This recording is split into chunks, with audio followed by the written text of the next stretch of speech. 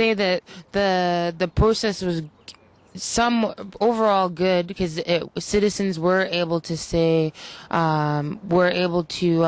voice their concerns or voice what they thought the direction of healthcare should go in, but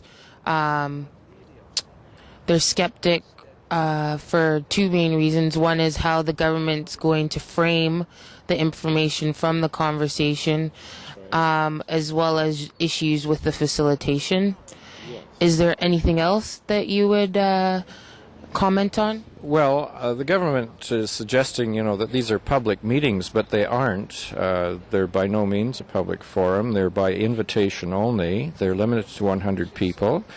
I know a number of friends who wanted to go to it to voice their opinion, and they were excluded because the government had put these limitations on it. What they've ended up with, in effect, is simply a focus group that many of the advertising agencies employ to test ideas out for new products or new services. I suspect that the government has its own agenda already made up its mind long in advance, and they're simply using this as a PR exercise to fool people that, they've actually consulted the public, when in fact they haven't consulted the public. They've consulted a very small facet of the public, and I don't think that's a very effective use of our tax dollars. All the people all standing together cannot be moved. We've got to stand, all people standing together cannot be moved. We've got to stand, all standing together. My advice would be that that he should look at the Liberal government in Ontario, which has to deal with similar things, but which has basically said, look, if you really want to keep a cap on healthcare costs, make sure it's public, because the only way you can maintain it. If you look, for instance, what's happening to healthcare costs in the United States, they are on the basis double-digit figures, where companies like General Motors and Ford going to have bankruptcy protection because they can no longer afford to pay the healthcare insurance for their employees. So our system has been, in terms of cost, the cost has been relatively static. Here in British Columbia, we spent approximately 6.9% of the gross provincial budgets on healthcare, and it's been static for a good number of years. So that's how we should count, not some fictitious projection by the Minister of Finance. Do you think that the government can use the conversation as a tool to actually build trust if it does act on behalf of the will of the people? Might be a step.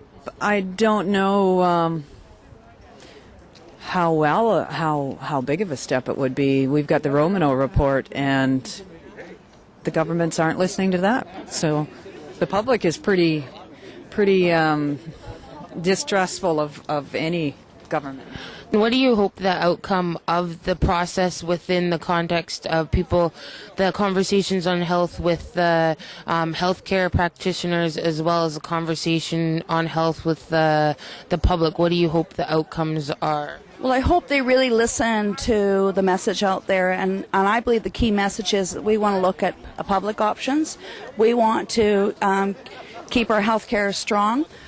We want to continue on what Tommy Douglas started, and we don't want it to be at the end of the day where healthcare, because healthcare is a right. It's a right, not a privilege, and we want to. Should not be based on your ability to pay, and I hope that they get that message. But my heart says at the end of the day that they've already made some decisions on where this is going to go, and that we're spending more taxpayer dollars for really all for nothing. Okay, thank you. The $10 or $15 million that they've been spending on this whole exercise would probably have been better put to improving the management of the health system. There was a study done recently in North Vancouver by the hospital, Lionsgate Hospital there, regarding waiting lists and waiting times, and they reduced the waiting times from about 3 months to about 3 weeks, simply by more efficient management of the physicians, the use of the operating theaters, and putting all the patients on one list so that they could be effectively used by the system as far as allocation of resources went. I think what is important, you see, is that there should be governance, democratic governance of the healthcare system on all levels, that the public be fully involved.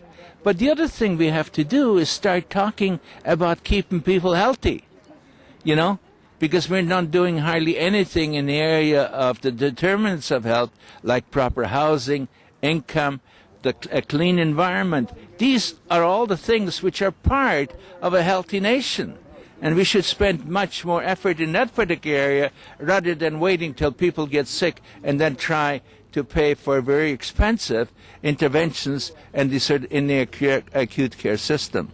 So, you know, we seniors especially want to urge the government to really move towards the Ottawa Health Charter on sickness and accident prevention and the promotion of health. If you had to, if I was the premier, what would your words be to me? Spend more time making the public system work.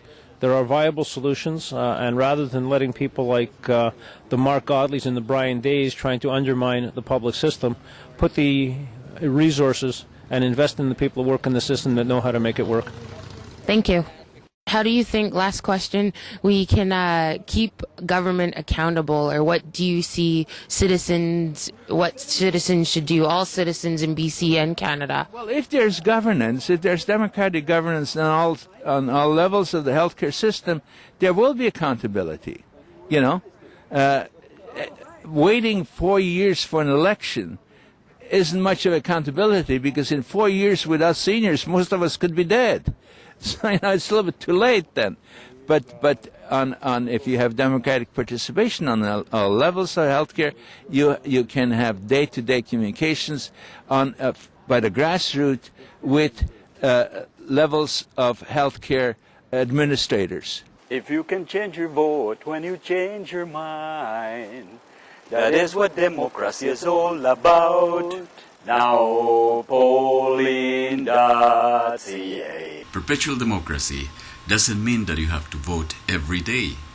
It just means that you have the right and the ability to vote anytime you want.